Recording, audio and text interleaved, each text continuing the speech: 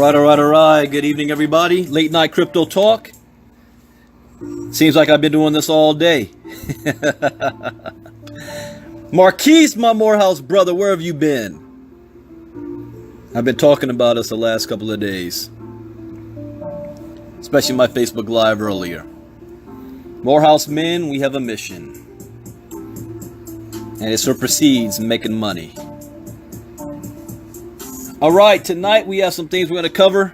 What's going on, Renee, Angela, Carl Payne, Jeff, Darnell, Elizabeth, Jason, Keena, Terry, Asmaret from the UK. You are up late. What is it, like 2 a.m. in the UK?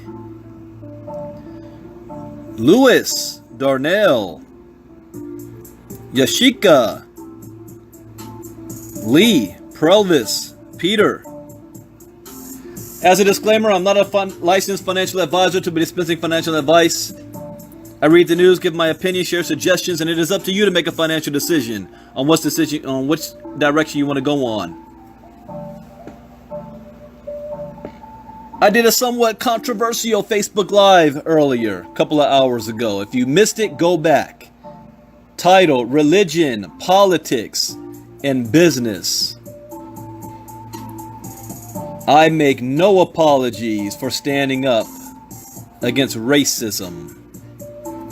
I always will. All right. So let's go ahead and get started. We got a couple of interesting things tonight, especially what's happening in Africa. So I'll get to that in a second. But in the meantime, let's see some articles that we want to pull up first. And that is going to be, let's see here. I want to start with BitHum hack. You guys hear about this? What was it, $30 million that got hacked? Or something like that. The BitHum Act. Let's see. Alright, put that in the chat box for you.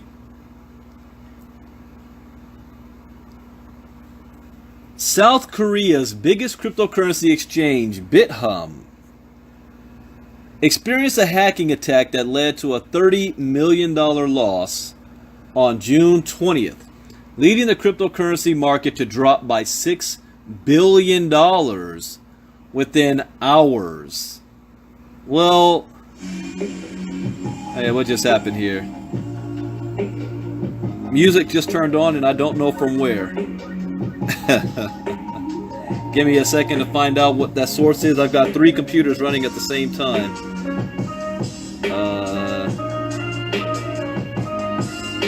Oh. My thumb hit my tablet. Okay. My bad. Alright, back to the article.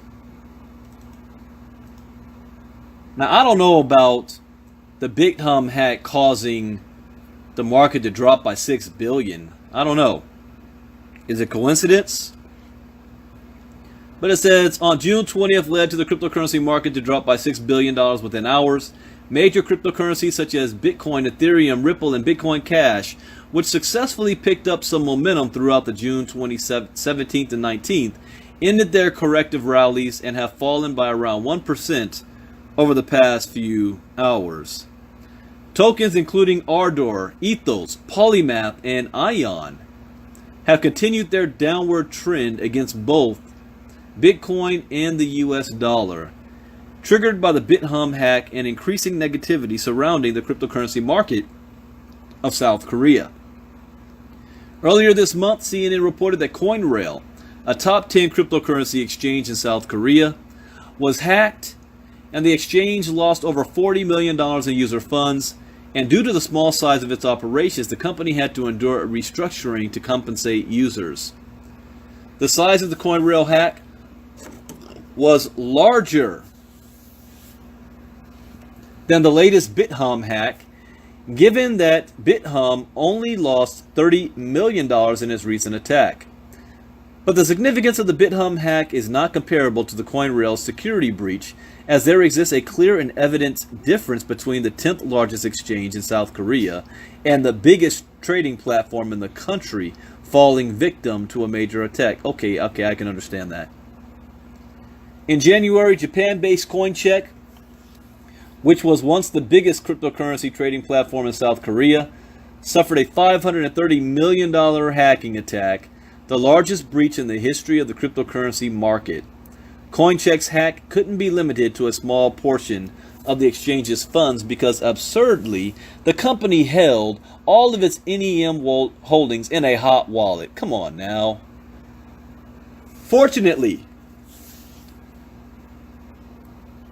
BitHum has been able to limit its breach to $30 million because the vast majority of its holdings were stored in a cold wallet or an offline cryptocurrency wallet that is not hackable. But if BitHum had stored a significant chunk of its holdings in a hot wallet, the breach could have gotten a lot worse. The recent BitHum hacking attack dealt a major blow to the cryptocurrency market of South Korea because local investors have only started to recover from the police raid on Upbit headquarters and the controversial listing of Popcorn token by BitHum that led authorities to investigate the exchange last month. At a phase in which the local cryptocurrency exchange market of South Korea started to regain the trust of the public, BitHum suffered a security breach for the third time in 12 months. Throughout June, local investors were outraged by the numerous investigations into BitHum and Upbit and were having difficulty investing in the cryptocurrency market due to the instability in the two platforms. So where does the market go next? Technically, Bitcoin has been on a positive trend as of late and was on track to reaching $7,000 after rebounding to $6,700 from a weekly low of $6,200, but the latest BitHum hacking attack could be enough to reverse the trend. Could be, but let's look at what the current market is at right now. Let me hit refresh. 6,780 and Bitcoin is in the green. So it's kind of flatline right now at about the 6,700 mark. So we'll see how that looks in about, well, right now, because the Asian market is morning over there. So they're just starting to open up. So watch the next 4 to 5 hours to see how the market trend operates. All right, next up, and I find this one very interesting. Control of highly demanded crypto classes may spark turf war at universities. So the universities are now figuring out, we think we might want to teach this cryptocurrency stuff. Yeah, you think? Yeah, you might want to teach this cryptocurrency stuff. So, let's see.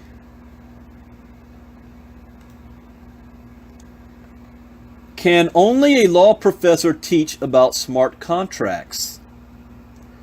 Universities have faced several challenges with adding crypto classes to their curriculum, such as a scarcity of knowledgeable lecturers and an ecosystem that develops much faster than they can reprint books.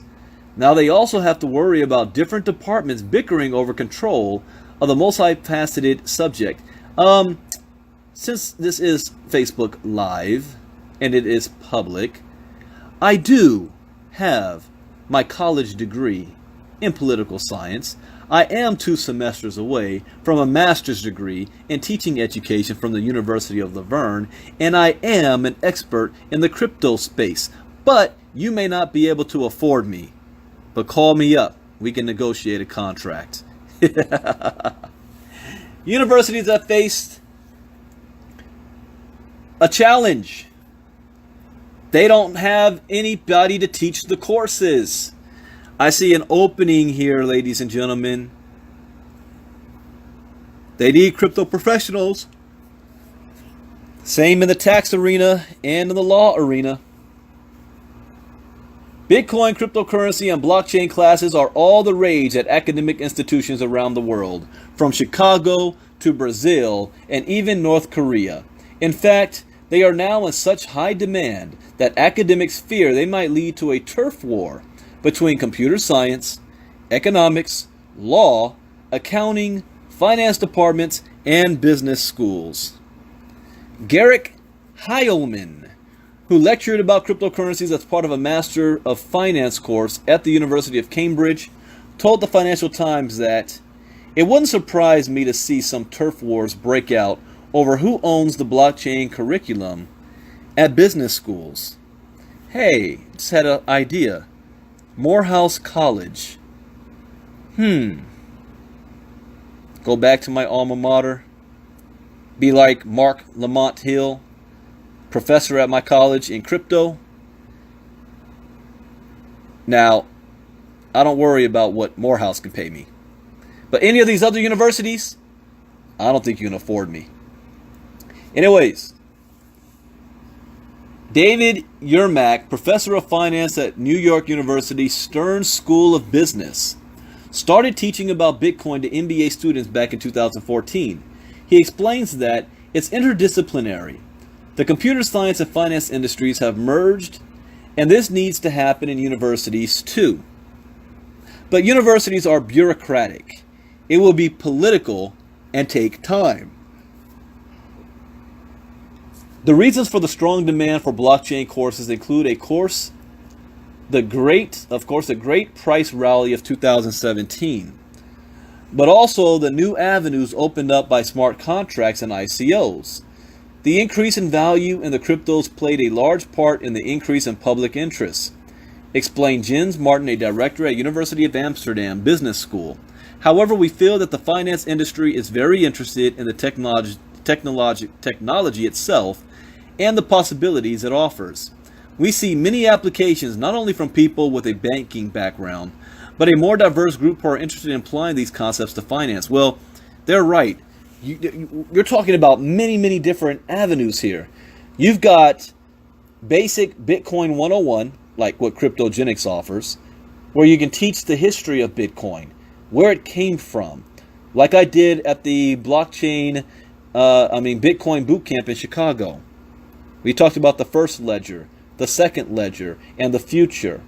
Then you also have the computer sciences, where they can actually teach you the algorithm, the mathematics behind what makes Bitcoin possible. Satoshi Nakamoto's white paper. That's math science. Then you've got whole section as far as blockchain technology and implementing it in different industries around the world, from travel to healthcare to government to policy. Then you've got geopolitics version of crypto, how the blockchain technology is going to change the world based on geopolitics. Then you have the economic side of it, the world going into a one world economy. That all can't be taught in one class. In Cryptogenics, we have 45 freaking lessons. And this is always changing, so you can't come out with a curriculum book. It's gonna have to be fluid. But that's an interesting thing. You know, I might be open, but they got to go through Cryptogenics. We already got the courses in place, but there's opportunity right here. All right, the reason for the strong demand for blockchain courses include, of course, the great price rally of 2017, but also the avenues opened up by smart contracts and ICOs. The increase in value in the cryptos played a large part in the increase in public interest, explains Jens Martin, a director at the University of Amsterdam Business School. However, we feel that the finance industry is very interested in the technology itself and the possibilities it offers. We see many applications, not only from people with the banking background, but a more diverse group who are interested in applying these concepts to finance. Robert Wardrope, director of the Cambridge Center for Alternative Finance at the Judge Business School, said that demand for teaching crypto skills is mainly coming from tech companies such as Amazon, Google, and Microsoft. We're talking about a whole new industry, ladies and gentlemen. These jobs are going to pay a fortune. If you are a tech expert, blockchain expert, we're talking multiple six figures here. The core focus of interest is growing from non-financial firms. These are essentially related to projects that these businesses are working on. Understanding issues like asset tokenization is quite fundamental in terms of your business model, but also to your capital raising, he added. All right. That's what Cryptogenics is here. Give you the basics. Next, this one here is really exciting to me. Really exciting to me. I gotta set the stage for this. Yeah, this one here. I gotta have this in the background. Africa. The CFTC has already stated that nations in Africa are going to benefit the most and first from Bitcoin and blockchain technology. Why? Because their entire economy can be based on Bitcoin. Zimbabwe, Sudan, Nigeria, South Africa, Ghana, Congo. Think about it. 2 billion unbanked people around the world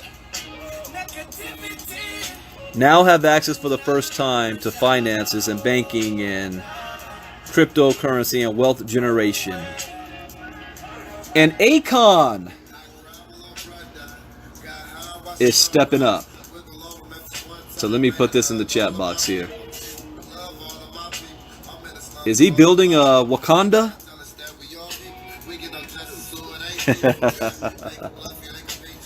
Wakanda forever? Instead of vibranium, we're talking about cryptocurrency. Or the Akoin. Alright, so let's go over this. Grammy winner Akon to launch cryptocurrency Akoin to build Crypto City. A crypto city in Senegal.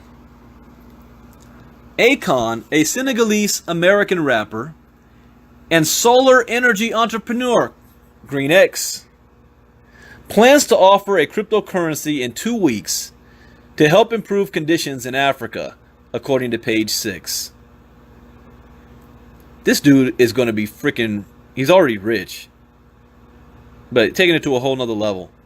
Speaking at the Cannes Lions International Festival of Creativity in Cannes, France, the entertainer and entrepreneur told a panel that cryptocurrency and blockchain technology could empower people in Africa and offer a more secure currency that enables them to advance themselves independent of the government.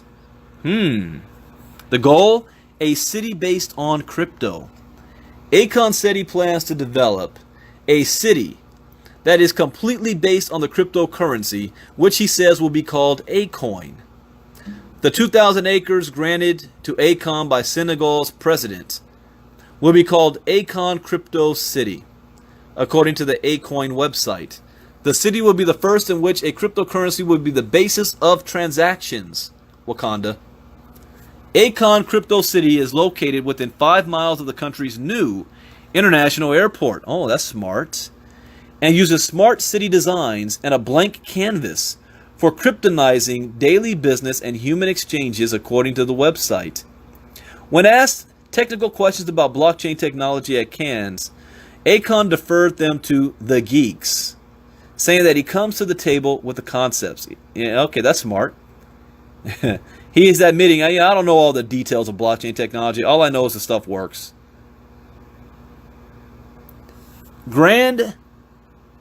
A run for president. Grand as these ambitions may be, Akon also has other plans, including running for president in the U.S. I mean, hell, Donald Trump, president, why not? He said that he is ready to take on both President Donald Trump and Kanye West. Now, this is just getting silly. I mean, 3 years ago, If you were to look into the future and look at the newspaper, and there's two newspapers, one that has a picture of Donald Trump, Dennis Rodman, and Kim Jong-un all standing together, shaking hands, talking about denuclearization of the Korean Peninsula, peace in our lifetime. Would you believe it? Or would you think it was like some kind of joke? But then right next to it, it says, running for president, the top contenders, Donald Trump, Kanye West, and Akon. And that's a headline in the newspaper. 3 years ago. Could you see that? Not in my wildest dreams. Yeah, like the Simpsons. Simpsons predicted it. Not in my wildest dreams. That lets me know anything is possible. You don't know what the world's going to look like 2 years from now. Anything is possible. So, he said he hopes West runs for president so that he can debate both men. He said he would also invite Trump to a boxing match or MMA contest. Now, we got John McAfee running for president, Donald Trump, Kanye West, Akon. Who's next? I think, didn't Will Smith or Oprah say they're going to run for president as well? I mean, why not? Stranger things have happened. Let me throw my hat in the ring. Bitcoin Brandon for president. The Akon co-founded Akon Lighting Africa with Samba Bathily and Theon Niang in 2014 to develop a solar-powered solution to provide African village access to an affordable and clean source of electricity, according to the organization's website. And you know what? Out of all of them, the one who probably can pull it off would be Akon. See, people only think of him as a rapper, right? Have you been paying attention to what he's been doing since he's been rapping? What he's been doing in Africa? This brother is smart, well connected, and freaking wealthy. And he's about to get more wealthy. So Akon Lighting Africa is based in New York City and has installed solar solutions in 14 African countries. Talk about power moves here. Power moves. All right, that is there anything? Let's see. I did have North Carolina banking bill passes, adds virtual currency license agreements, and web browser Brave to trial crypto payments for opt-in ads. I'll save those two for tomorrow morning. I'm tired. I was up till like, I don't know, 4 a.m. last night, and I've done 3 crypto talks today and a lot of running around. So I'll save these for tomorrow morning. In about 30 minutes from now, there will be a Cryptogenics presentation, but you're going to hear from another co-owner. And his name is Will Fietland. Those of you that were in Chicago had a chance to meet him. Those of you that were in Sweden had a chance to meet him. So you're going to hear from Will Fietland, co-owner of Cryptogenics, doing the presentation tonight. kgxglobal.info, 9 p.m. Eastern. I'm going out to dinner and then I'm going to sleep. So with that, thank you guys for joining us tonight. As always, the goal and the intent is to learn. And I hope you learned something. And if you missed my Facebook Lives from earlier, just go back to my page, scroll down and listen to them. Especially the one I did this afternoon. I had to go back and listen to it to make sure I didn't go off the rails. I ain't gonna lie, I was heated. And in my mind was saying one thing, and what was coming out of my mouth was a translation of what was going on in my head, so that it can be, safe. All right, everybody. You have a great evening. God bless. Good night. Bye-bye. Cryptogenics.